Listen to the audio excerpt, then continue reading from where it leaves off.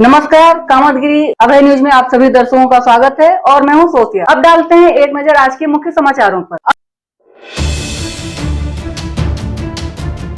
समाचार विस्तार से मिलते हैं छोटे से ब्रेक के बाद और आप देखते रहिए अभय टीवी। सेंट थॉमस स्कूल खुटा गांव के पास करबी चित्रकूट एक ऐसा स्कूल जहां सीबीएसई बोर्ड की परीक्षा में लाते हैं बच्चे उत्कृष्ट स्थान, क्योंकि विद्यालय में अनुभवी शिक्षक शिक्षिकाओं द्वारा दी जाती है शिक्षा। प्ले ग्रुप के बच्चों के लिए अलग से है बिल्डिंग, जिससे बच्चों का होता है मानसिक विकास।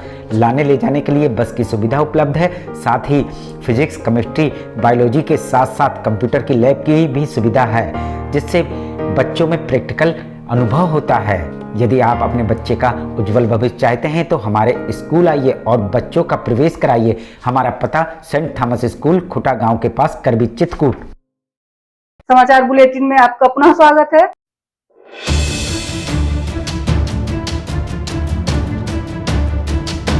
चित्रकूट में नव विवाहिता की हत्या कर यमुना नदी में फेंकने का मामला आया सामने।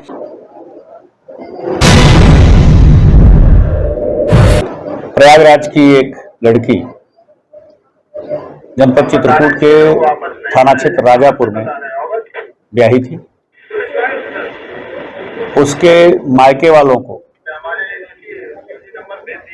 कहीं से पता चला कि उसकी बेटी ससुराल में नहीं। इस पे वो आए और छानबीन किया। फिर उन्होंने पुलिस को भी सूचना दिया। उनकी तहरीर के आधार पर थाना राजापुर में अभियोग पंजीकृत कर लिया गया है। पति ने पूछताछ में स्वीकार किया कि उसने सुसाइड कर लिया था और डर से उसने उसे बोरे में भर करके यमुना नदी में फेंक दिया, जिसमें मायके पक्ष के लोगों ने ससुराली जनों के ऊपर लगाए गंभीर आरोप। ससुराल पक्ष के ऊपर हत्या कर विवाहिता की लाश छुपाने का लगा आरोप।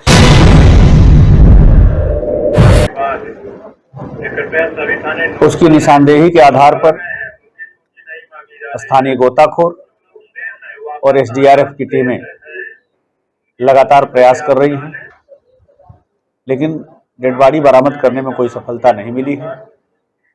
हमारी टीमें पूछताछ लड़की पक्ष से, लड़के पक्ष से और लड़के पक्ष के गांव में आसपास कर रही हैं।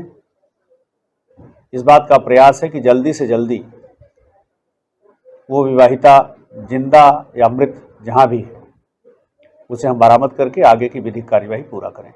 पुलिस ने पति को हिरासत में लेकर की पूछताछ में पति ने बताया कि पत्नी ने आत्महत्या कर ली थी। डर की वजह से उसने पति के शव को बोरे में भरकर यमुना नदी में फेंक दिया। ससुराल पक्ष के ऊपर हत्या का मुकदमा दर्ज हुआ है।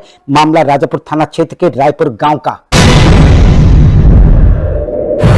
क्या ससुराल जन फरार नहीं, उसके पति, जैसा मैंने आपसे बताया, उसके पति को पुलिस ने पकड़ा, उससे पूछताछ किया।